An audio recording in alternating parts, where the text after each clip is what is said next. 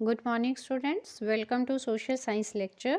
In last lecture, we discussed about the similarity of language between India and Pakistan. Today, we will continue similarity of foods. Food यानी कि similarity of food between India and Nepal, यानी कि भारत और नेपाल के बीच में हम अलग अलग कंट्रीज़ के साथ जो है कंपेयर कर रहे हैं कि क्या क्या हमारे बीच में कॉमन है। तो आज हम इंडिया और नेपाल के बीच में अपने फूड को जो है वो देखेंगे कि कितना मिलता है, हमारी सिमिलैरिटीज़ कितनी हैं। तो the traditional Nepali meals consist of dal, bhat and तरकारी, यानी कि पल्सेस, राइस एंड वेजिटेबल कड़ी।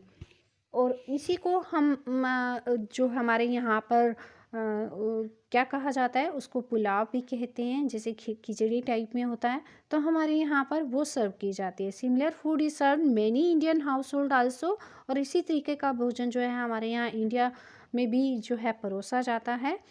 और इसमें सिर्फ क्या डिफरेंस है, डिफरेंस केवल इतना है कि Nepali food is much less spicy, वो कम मसालेदार होता है, और इंडियन फूड जो है थोड़ा मसालेदार होता है।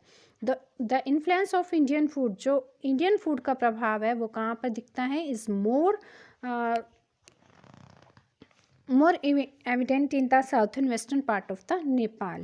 The rest of Nepal, बाकी का जो नेपाल है वहाँ पर किस तरीके का भोजन देखने को मिलता है, वहाँ पर तिब्बतन एंड द चाइनीज़, वहाँ पर चाइनीज़ फूड जो है वहाँ पर पॉपुलर है। डू यू नो पे आ जाइए, नेपाली डेलिकेसी मोमोज, आप सब खाती हैं मोमोज। तो डम्पलिंग फिल्डेड विद मीट और वेजिटेबल, जो कि उसमें मीट और वेजिटेबल्स का यूज़ किया जाता है उसको फिल करने के लिए, वो भी इंडिया में काफ़ी पॉपुलर है।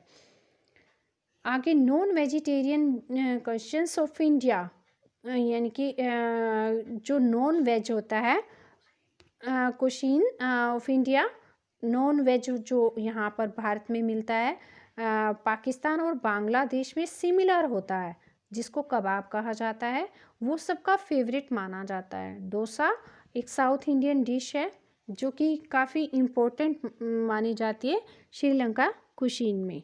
डू यू नो पे आ चाहिए, Chinese food is very popular all over India.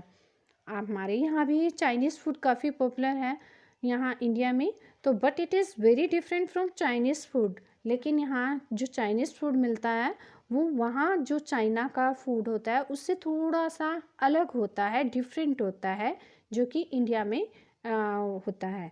तो अब हम चलेंगे सिमिलैरिटी ऑफ ड्रेसेस के बारे में, हमारे नेबर्स के साथ कितनी सिमिलैरिटीज़ हैं।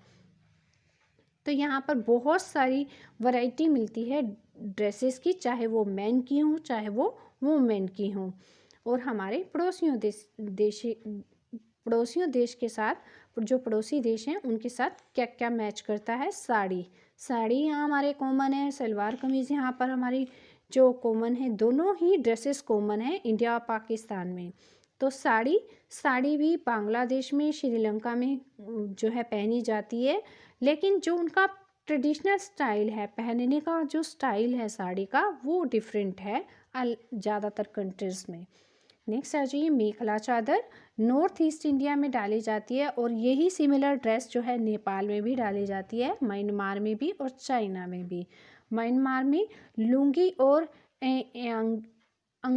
जो ब्लाउज़ कहा जाता है, तो वो कहाँ पहनी जाती है, वहाँ पर was worn similar dress of lungi blouse in South India and Sri Lanka.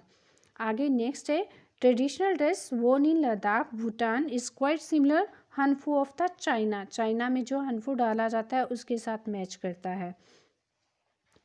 आगे मैन जो है इंडिया और नेपाल के, उनका फेवरेट है kurta pajama, shirt coat with pajama. Muslim is many part of India wear salwar kameez, जिसको पठानी सूट भी कहा जाता है, which is the traditional dress of Pakistani man.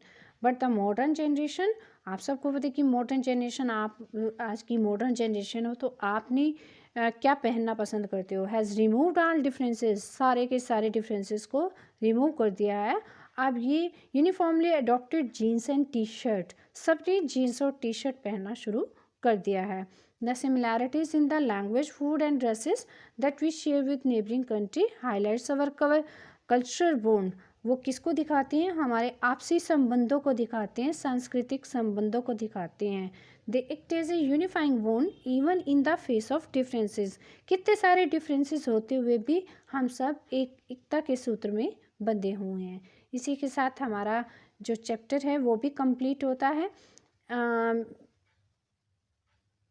Thanks.